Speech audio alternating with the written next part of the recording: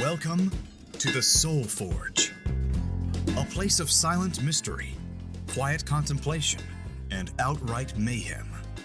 Join your host, Sean Vanderloo, as he guides you through the adventures of living. Together, we'll talk about life and love, sex and dating, joy and heartache, memories and loss, and so much more. Don't worry, it's not nearly as pretentious as it sounds. Get ready for life, the universe, and everything on the Soul Forge.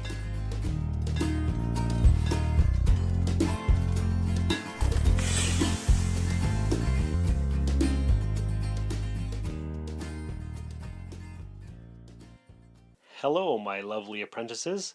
You are about to take a deep dive into love, lust, or obsession on episode 31 of the Soul Forge podcast. However, before we get into all that stuff, I just want to take this moment to, I don't know if apologize is the right word, but just to make you aware that I've been suffering a cold, the dreaded man cold, for about 4 or 5 days now. Those who know me know that I don't get sick, like almost ever, so I'm doing okay, but my voice is a little bit wonky, so if you notice anything different, that's what it is. I'd also like to take a moment to thank Richard, Trish, and Dan for their wonderful feedback and comments on episodes 29 and 30. Definitely appreciated. You guys all rock. I can always count on you for some positive reinforcement, so thank you for that. And carry on with the future shout-out segment that I don't know if you guys like or not because nobody has said anything. Here's a shout-out to Guillermo in 2023 who discovers the podcast by listening to the Rusted Robot podcast and hearing a podcast promo for a different podcast who then played the Soulforge podcast. And so it's all in a big circle. And Guillermo in 2023 discovers the Soulforge and has left a nice 5-star review in the iTunes store. So thank you very much for doing that. Okay, so to get into the main topic, I was thinking, what's a good idea to talk about for this week? And I thought about it all week, and I'm like, you know what? The last two have been some pretty heavy topics. Let's have a little bit of fun. And what did we start this podcast with? Well, we started it basically stupid adventures because of girls, and many of the episodes have revolved around that theme. So let's go right back into classic Soulforge territory and talk about love, lust, or obsession. This is going to be Stephanie's story. Now, I've been trying to get Stephanie on the podcast for a while, talk about the ups and downs of friendship, but she's been hard to get a hold of, and I'm not even sure if she's still listening. She left a lot of positive comments at the beginning when I first started the show, and she was really enjoying it. So, Stephanie, if you're out there, give me a call. Text me, message me on Facebook. We're friends on Facebook, so you can always get a hold of me. Let's do a show together. But until then, this is going to be my version of our story. Okay, now for you youngins, you young whippersnappers out there, we're going to go back into the mid-1990s. Now this is pre-internet territory, pre-cell phone territory. So going quite a ways back. September 1995 was my beginning the very first year of university, and I was an English major. Why was I an English major? Good question, because I didn't know what else I wanted to do with my life, and I was good in English, so Mom said, why don't you become an English major, and we'll see what happens from there. So I did. And I probably, if I could go back in time and do it all over again, I would be a plumber or an electrician or a carpenter or something with some skill. However, this is not about that. Could have been, should have been, what was. This is different. So, English class. I had, I believe, now this is, 2018. So this is 23 years ago-ish. And memories are foggy and fuzzy, and it's hard to remember all the details. But I believe there was 5 courses every year. And one of the main classes that I had was Introductory English, which had a secondary course component where the 200 or 300 of us in the English class would then get divided up into maybe 15 or 20 people who would have individual classes with the teachers. I think it was English 1005 was the course number, maybe 1105, don't know, doesn't matter. It was taught by 5 different teachers, and each of those teachers would take on 20 of the students for smaller hour-long courses. And I think the main course was maybe 2 or 3 hours a week.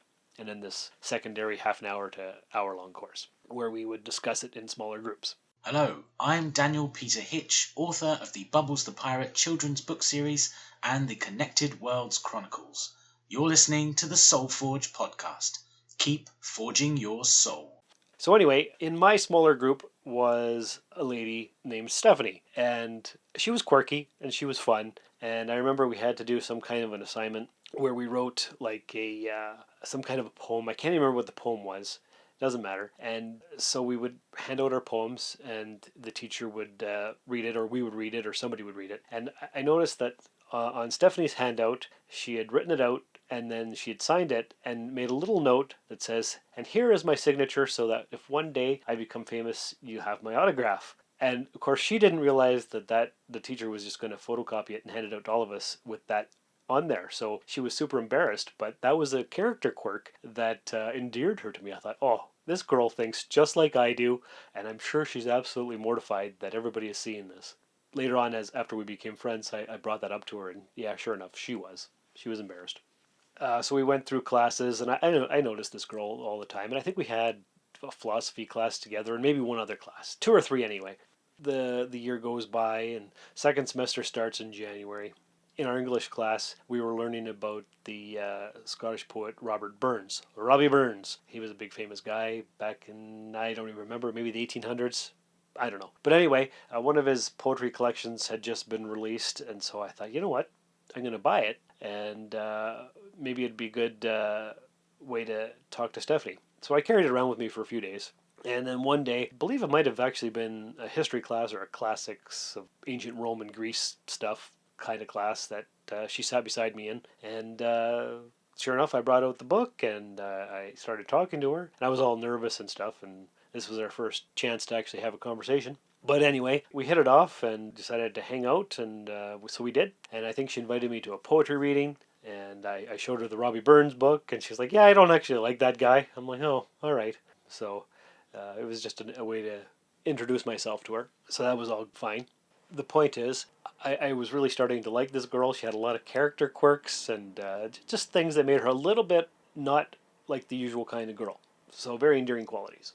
And it turns out she was very artistic, and she had all kinds of sayings written on paper, and then she had a wall of all these things taped together. So she had a big wall of writing of various random things that she just liked, and I liked that a lot too. I never did that, but it was something that was just a quintessential Stephanie. So anyway, we went out to poetry readings together, and we hang out a bit and sat beside each other in class and chatted and talked, and this went on for a month or two. And one time we were hanging out with a friend of hers, and we were on the bus, and I saw them holding hands, but they weren't holding hands, they just had their hands overlapping. And I'm like, uh-oh, because I was trying to figure out a way to make a move or bring it beyond friendship or whatever, and I couldn't figure it out because this was all, I don't even know.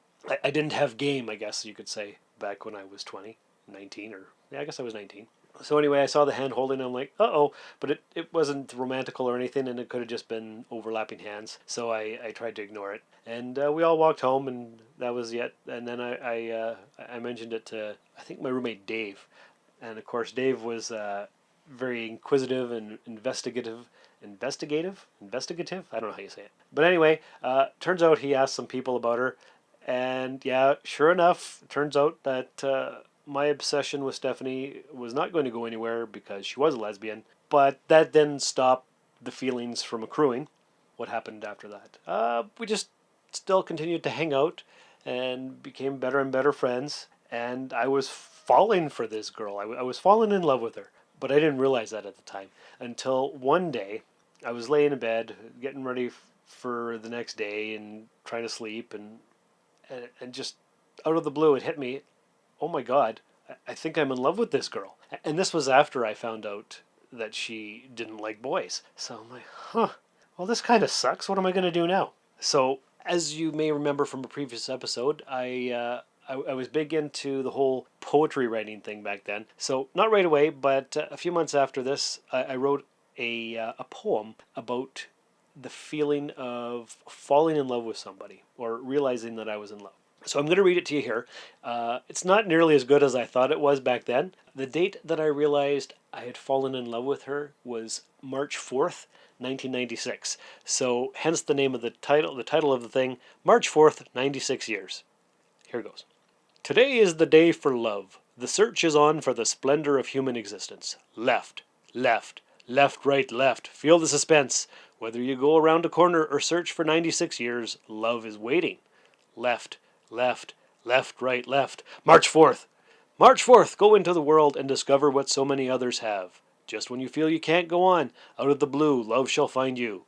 March 4th. It's only a matter of time. It may take 96 years or a day. March 4th. Persevere. Love is your reward. So that's a cheesy ass poem that I wrote, and maybe not as good as I would have liked it to have been, but there you go. I told you guys I was going to read you some poetry as the Soul Forge went on, and there it is. And I've got a few more that I'm going to read too, so brace yourselves. This might be a little bit of a lengthier episode than what you're used to. So anyway, the school year was wrapping up. We decided that we would continue to be friends and we'd see each other next year, and we would write each other letters, call each other when long distance was cheaper. Now, remember, this is 1996, so there was no internet. Well, there was, but only rich people had it. So we wrote each other letters during the summer, and we would call each other on, I think it was Cheapy Tuesdays, or maybe it was Saturday night. I can't remember. But anyway, whatever night it was, once a week, long distance was maybe 10 cents a minute or something. I can't even remember. It was so long ago. But most of the time it was super expensive. So we wrote each other letters about once a week and called each other once a week and became better and better friends. But just before we parted for the end of first year, we were hanging out and talking about all our plans for the future. And she says, okay, if we're going to be friends like this, I need to tell you something. I'm like, okay. So she held my hand in her hand and she says, Sean, I need you to know that I'm a homosexual. And I'm like, yeah, I know, Stephanie. It's no big deal. And she sighed a great big sigh of relief, and everything was great. And so the summer continued on, and we wrote each other letters and called each other. And then it just so happened that Alanis Morissette was playing in Molson Park in Barrie in August. And she had a friend down there, and I had a friend down there, and we all decided to get together. And I took a bus and took a 10-hour bus ride down to Barrie. My friend Ryan picked me up and we hung out for a few days. And then Stephanie's friend Michelle picked me up from Ryan's place. And Stephanie and Michelle and I all stayed at Michelle's parents' house. And we went to see Alanis Morissette. And that was fantastic. It was awesome. I remember Stephanie had some Kool-Aid, and she had blonde hair, but she took, I think it was red Kool-Aid, and dyed her hair with the red Kool-Aid, and we tried to do my beard with it, but it just made it sticky because I have brown hair and it really didn't make any difference. But it was fun. It was a good time. Can't remember any specific details from that at all. Just that it was a lot of fun. It brought us closer together, and I was even singing out loud to some Alanis Morissette songs.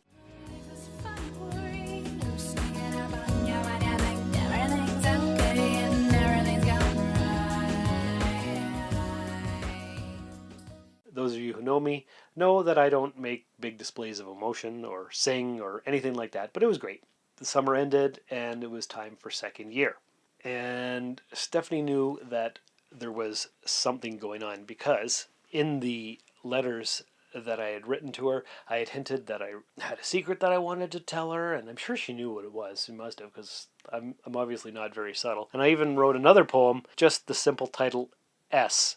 And I sent it to her, and I sent her all kinds of poetry, and that was just one of the ones in it, so it was kind of hidden. But here it is. S. What I would not do to have you, to hold you. I would climb the highest ocean, swim the deepest mountain. Anything to feel you, anything to touch you. You are everything, all that I do not possess, and all that I wish for. I don't need diamonds or the stars in the sky. You are my need. What I wouldn't do to feel you next to me. And that, just for posterity's sake, was written May 23rd, 1996, sometime during the summer break between first and second year of university. So that's actually not a very good poem at all, apparently, but maybe some of you will like it. Hope so.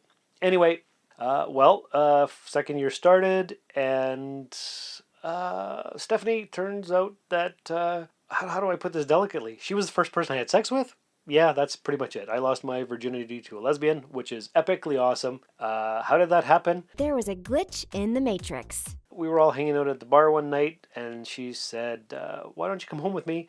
So I did, and one thing led to another, and yeah, that's what happened. Was it good?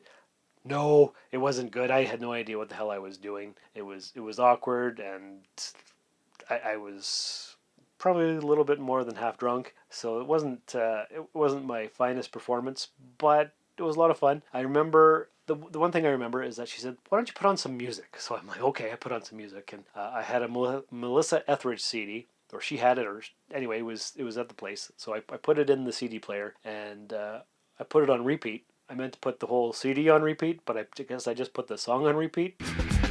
And I've been waiting for the chance when somebody said it would come. Wake me up in the year 2001. And it played the same song over and over and over again for hours. Well, not hours. No, it wouldn't have been hours, but however long it was. And I didn't realize it was the same song. And she's like, "Can you change the music?" I'm like, "What? You've been playing the same song for like 10 times." I'm like, "Oh, really?" I didn't even notice. So that was that. Didn't really affect the friendship in any negative way, actually. We still continued to hang out.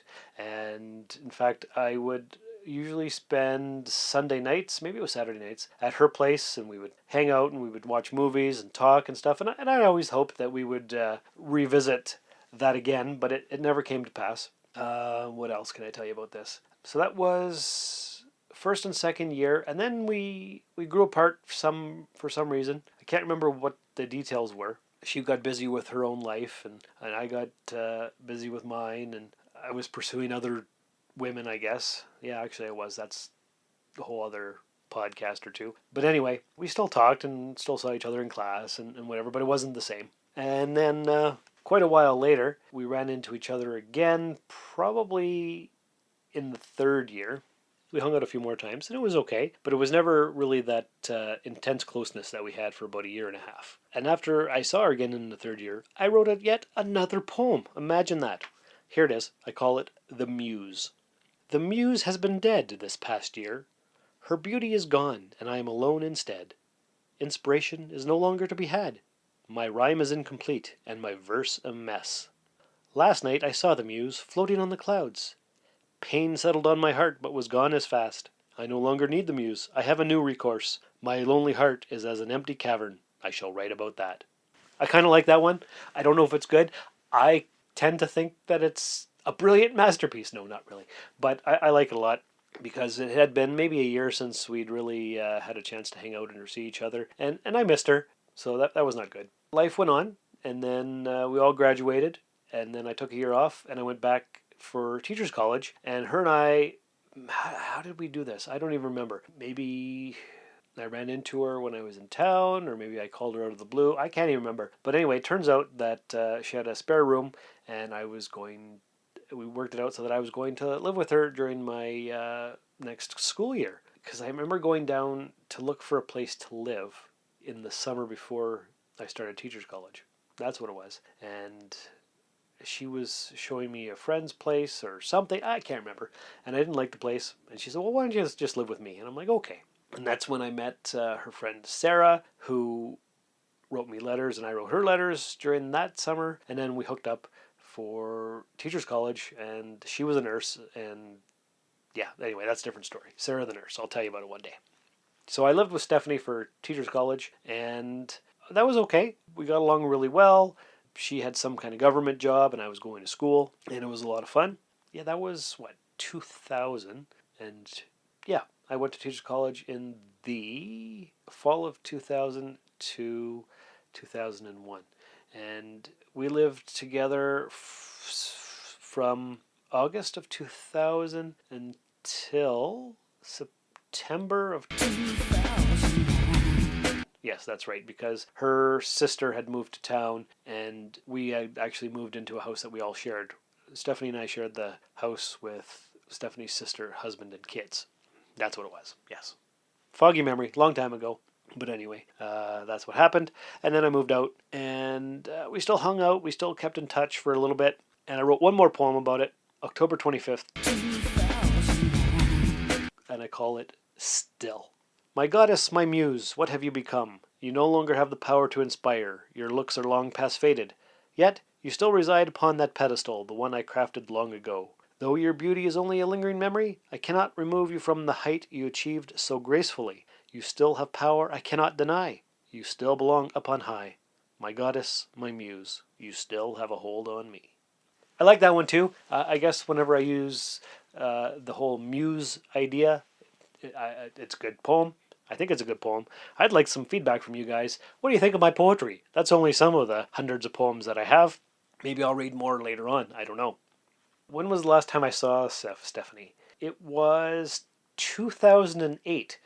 I was living with Trish still, and Stephanie and her girlfriend Terry were coming through town, and we visited for maybe 2 or 3 hours. And that was the actual last time that I saw her. We've been Facebook friends ever since, and we comment on each other's stuff from time to time, and we text very randomly. It's not the same as it was back in 96, 97. Of course, how could it be? It's a long time ago. It's a different life. I was a different person. But that's the story of my first love. And why is that significant? Well, because I remember, I think I was, it might have been the year before I started university, and I was getting prepared, and my grandmother was over, and we were all talking about stuff, and somehow the topic turned to marriage and love and sex and everything. And I remember specifically saying to my grandmother, I said, Dee Dee, I am going to wait until marriage before I have sex. And she looked at me and she laughed, and she says, no, you're not. I'm like, what? Sure I am. That's important. I want to be in love with the person that I have sex with. And she's like, well, you could be in love with the person, but I don't think you'll be married to the first person you have sex with. And I'm like, okay. And I didn't believe her, and sure enough, she was right. And isn't it ironic? But I wanted to make sure the first time that I had sex was with someone that I loved, so it was. And how did Stephanie and I end up doing that? Why did she? No idea. There was a glitch in the Matrix. I wish she was here so I could ask her. Maybe one day we'll have her on the episode. Maybe she's going to be listening to this and be like, Sean, I can't believe you spilled all our dirty laundry all over the internet like this. Oh no, I've said too much. Or maybe she'll be like, yeah, that's pretty accurate. That's exactly what happened. Anyway, Stephanie, if you're listening, how about we do a follow-up chat to this one here? That would be awesome. We could read that poem that we wrote together. We wrote a poem together one time. We each did a line, and I'm not quite sure where it is. I know I have it in my notes somewhere, but I want to save that one until the day that Stephanie comes on the podcast. The Soul Forge is all about learning life lessons and experiences. Stephanie was my first love. Was it lust? Was it obsession? I know that it was, I don't think it was lust. I believe it was love. It was my first love, or the first realization of love that I had. I don't know. Obsession. Yeah, I was big time obsessed. I couldn't wait for her letters to arrive. I couldn't wait for the day when it was cheap talk long distance, so we could talk and I could hear her voice. I remember I had an answering machine, and I played it for my mom because it had a message from Stephanie on it, and so I could hear her voice in the summer. She was all I thought about. I was crazy. I was nuts. Yeah, it was just too much to bear. So anyway, what did I learn from all that? You can love someone intently for a very short amount of time or a very long time, and you can get over it, and you can have all kinds of experiences and come back to it years later, see it from a different angle, and realize that, yeah, it was a special time in your life, and those kind of things will never come again. Life is a funny, funny way of helping you out, helping you out. But they're not supposed to. You'll never have your first time for having sex back. I'm glad I waited until it was with somebody that I cared about and not just some random whoever. Was I a late bloomer? Yeah, I was a week and a half past my 20th birthday the first time I had sex. I know that's late for a lot of people, but whatever. I didn't have game. I'm sorry. Whatever. That's it. That's all I know. I'm just rambling now. I don't know why. This is probably the point where I should just end the podcast before I embarrass myself further. If you'd like to know more about my weird ups and downs of life, feel free to email me. All that contact information is going to be in the end credits, so you can listen to that. Don't forget to follow me on Twitter and Instagram and all that good stuff. Thanks again for stopping by the Soulforge podcast. Have a great day, and remember, make friends who force you to level up. This has been another episode of the Soulforge podcast. Contact the show by emailing soulforgepodcast@gmail.com or by tweeting soulforgepod on Twitter. Visit us at soulforgepodcast.com, and remember, the best way to show your support is by leaving a 5-star review in the iTunes store. And, if you would, please check us out and like us on Facebook. The Soulforge podcast was written, produced, scored, edited, engineered, and directed by Sean Vanderloo. Find me on Twitter and Instagram at Darth Vaderloo. For more great content, you can listen to my other podcast, The Rusted Robot. Thanks for stopping by the Forge. We'll keep the fires lit until your next visit. I could do this all day. This has been a Valley of Vanderloo podcast production, all rights reserved. This transmission ends now. There was a glitch in the Matrix.